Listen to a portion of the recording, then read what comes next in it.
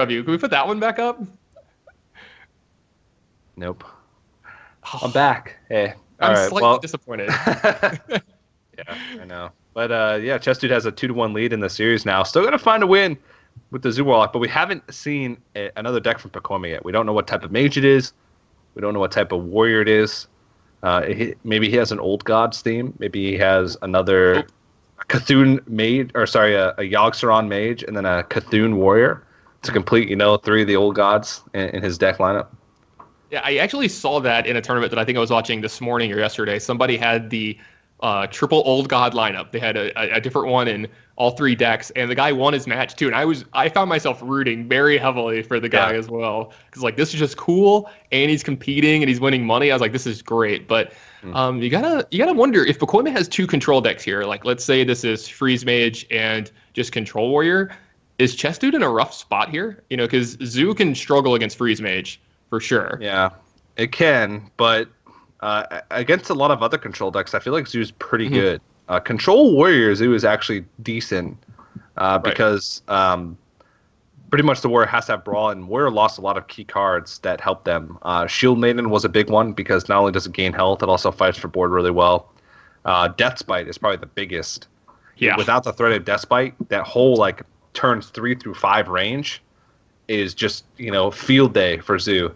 If the Warrior misses Fire War Axe, then they can get so punished. I've seen some weird stuff put in to Warriors to try and make up for their loss of Deathbite in that 3 to 5 range. Ravaging Ghoul is one thing. The Bloodhoof Brave, that 2/6 taunt with Enrage is decent to sort of make up for the lack of it, but nothing will ever replace the giant hole, the gaping hole that is Deathbite in all Warriors for standard.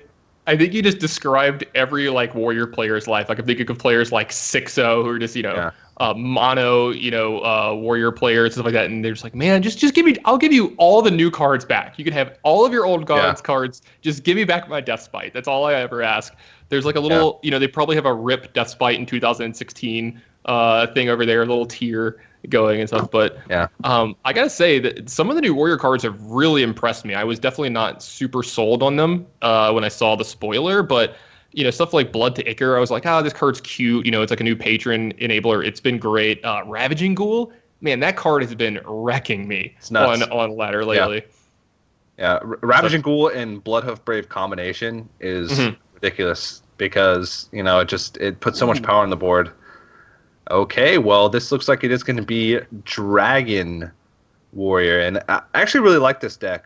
It's more of like a tempo deck or a mid-range deck as opposed to a control deck. Well, it depends how he built it, but the versions that I've seen are a lot more tempo-oriented and mid-range, very minion-focused. But we only see 3 cards, so it's hard for us to make a read at the moment. But I've really liked what I've seen from Dragon Warrior so far in Standard.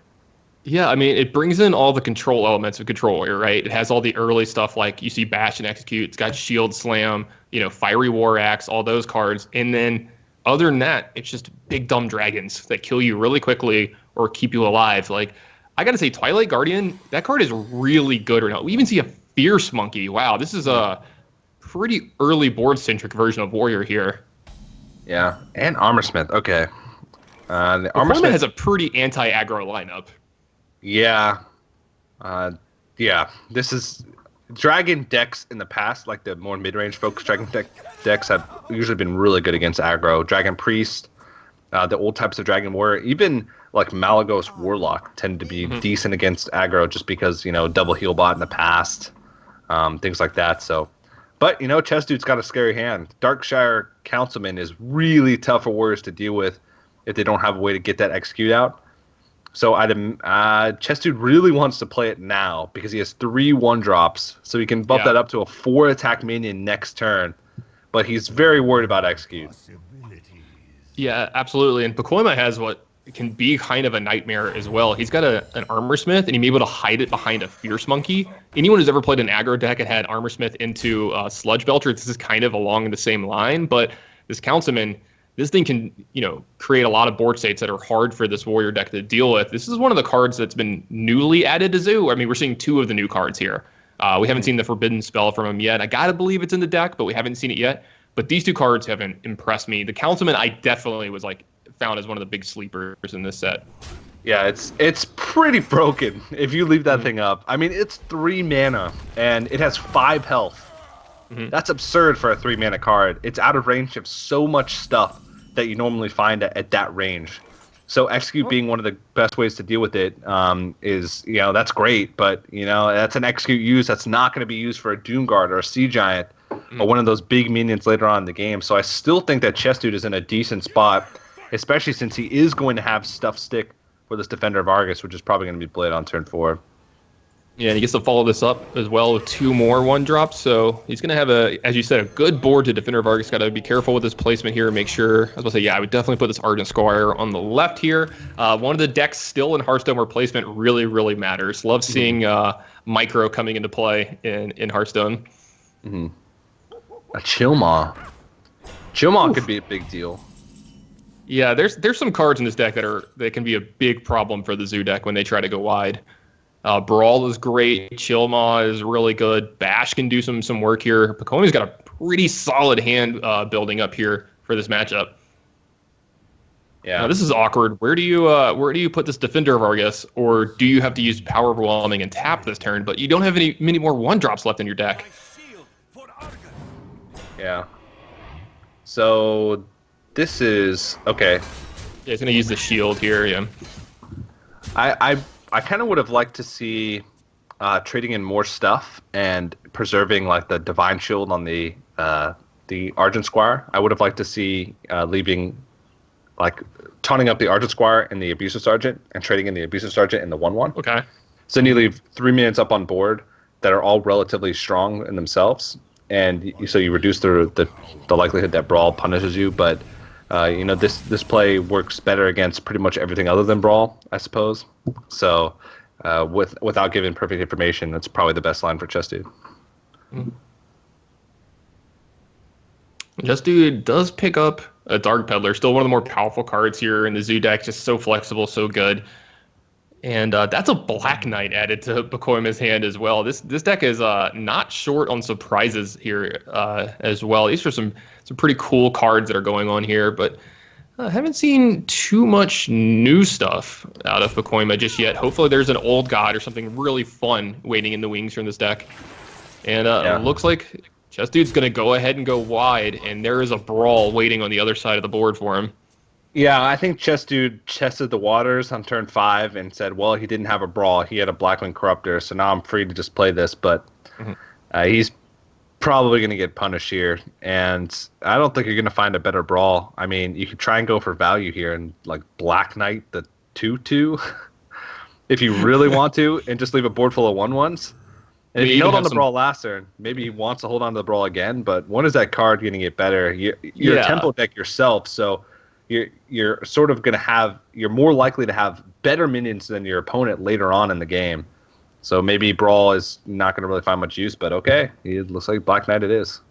Yeah, I kind of agree with you there. You're kind of like leveling yourself here. I feel that you made Chessdude make the play you wanted there. You Blackwing Corrupted, and he's like, oh, he doesn't have a Brawl, let me do this. And now he's going to get to Bran into this Dark Peddler, draw 2 more cards here, and this is a way that the Zoo deck can really keep up with the Warrior decks. I find that when you get to do something like this, when you get to Bran for 2 extra cards, this is how you keep up with this deck, because they're going to 2-for-1 you, they're going to 3-for-1 you at some point in time, and you just have to keep the pressure coming, and drawing these extra cards helps so much. But this one's a little lower impact than desired. Yeah, well, Cool Terror Footman can interrupt some things, like weapons. He's ready for action, so... Yeah, but Zealous Initiate is weird. I don't know. It might have some merit, but I think Goldshire Footman's pretty much always a pickup there. But now Chess is going to be able to trade off some of his board, and so now Brawl is not really getting much better because there's only going to be 4 minions left on the board after this. So maybe that's going to be the time for him to Brawl. Pacoima's not really taking much damage though, so maybe he's not even afraid. Maybe he's thinking he could just get a lot of value out of Chillmaw here, and then he could find a turn where he has like Brawl Bash on like turn 8, or maybe get a Twilight Guardian to play and armor up and just make Chessdude keep expending so many resources in battling for the board that when he finally does find a Brawl, that it's just backbreaking. Yeah. Yeah, it looks like we're gonna We're gonna do a rethink here. It looked like he was gonna chill Maul there for just a second, but I mean, he's just got so many big taunters in his deck and so much removal. You got to feel that if his last deck is also Freeze Mage, that Pacoima's in a good spot to reverse sweep here. Yeah, he does have to get through this game though, and that's a pretty good pickup. The thing is, oh man, it's actually really awkward. He wants to trade in all of his stuff that he knows is gonna die, and he's sort of 1 damage off from being able to do that. Power Overwhelming just is not the best way to push through, especially since he also wants to play Moro Coil. Yeah, I mean, that's his last Power Overwhelming, right? I think he has 1 Dark Peddler left in his deck that he can find one, but that's a really important card in this matchup to be able to push lethal in these last turns where you're kind of running on fumes and you're trying to get those last little points in. But Pacoima keeps putting him in these spots where he's having to expend all of his resources to get through 1 card. Yeah. The ban is going to be left over here. You can see Chessdude just doesn't, it's just like you said, he just doesn't want to do this. He doesn't want to use his Power Overwhelming this way. And like the damage from the minions is effectively wasted. You always hope that your opponent's not going to have a dragon, but it never works out. Yeah. He was like, oh, maybe he just doesn't have a dragon. Maybe all my stuff's going to live. Nope. I think it happens like 1 in 100 times. Yeah. And you're always surprised. Like every time it happens, there's that pause in the game. Like, wait, what just happened? there was no dragon. Lag? And it looks like Slam into Bash is going to be able to take care of this Councilman before he gets out of... Oh, he picks up a War Axe. Maybe the plan has changed a little bit here. Yeah, we can Bash and War Axe to just completely clear off the board. And Brawl is basically never going to get used. Yeah, doing it this way, you take a little extra point of damage here, but he's going to say that was an error. But honestly, I think at this point, it almost doesn't even matter. You can kind of close your eyes and start clicking buttons at this point. Yeah. It's all over, but the kicking and screaming from this point, I think. I don't even think he runs Shield Slam in this deck, so I'm not even sure. But yeah, maybe now Pacoima will find Brawl. Yeah. Yeah, and so holding on to this Brawl might really pay off here too, because he's Chessdude's like, well, he hasn't brawled me yet this whole game. There's no way there's a Brawl in this hand, right? I'm free to just play all my stuff, and let's be honest. You're never beating a Brawl anyway, so I think you just have to play all your things and hope, because if you just play 1 or 2 minions here with a War Axe up and 3 cards in his hand, you're not even outpacing his hero power at this point. So I think you just have to play your stuff and hope. Yep. He's trying to take a positioning here, and far right. You always want to put it next to the taunt. Yeah.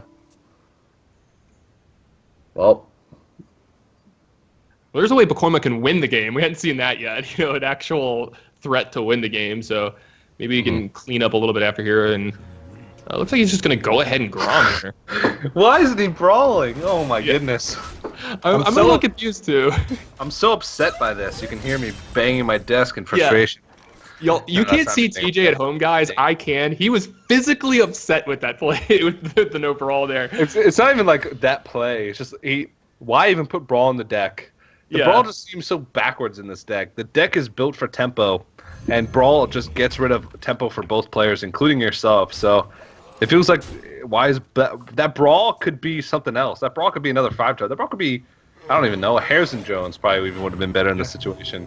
Some other type of tech guard. He just refuses to play it. Well, now we're straight up racing. Yeah, and this is sort of what mid-range decks do. They stop your early game and then they just play stronger stuff than you. Wait, does Chessdude have another Defender of Argus in his deck? If he does, then I'm sure he does. But I think he has like 1 left, right? Is it his next card? is the bigger question there. Well, I mean, you're pretty much dead anyway, so I think you have to life cap. All right, does that help out? You can clear the Bloodhoof. You can't clear. Yeah. Yeah, this you're still dead to this. Yeah, let's say, because even if you throw 3 knives here, they'd have to. Well, okay, if you throw 3 knives and they hit perfectly, what happens? They have to all 3 hit the Twilight Drake. Then you could use the Sergeant, the Argent Squire, get through. No, because then you don't have enough power to get through. You only have 2 knives, so yeah. Oh yeah, you only have 2 knives. Yeah. So he doesn't throw a knife on himself. Yeah, that would be completely broken. They'd have to nerf him to a 1/1. Yeah. That'd be Flame Juggler and Knife Juggler all in one. But yeah, so I mean, you sort of alluded to this. Chessdude is in a lot of trouble now, especially if this is Freeze Mage. The Zoo deck might not have been the best choice going into this type of format. It's a strong deck, but it does, especially now that Death Rattles are gone, that Nerubian Egg's gone, that Haunter Creeper's gone. You don't have that sticky of a board. You don't have, as much comeback potential on board since Implosion's gone. So we'll see if you can pull through this last game. Sorry. Yeah, missing a Nerubian Egg.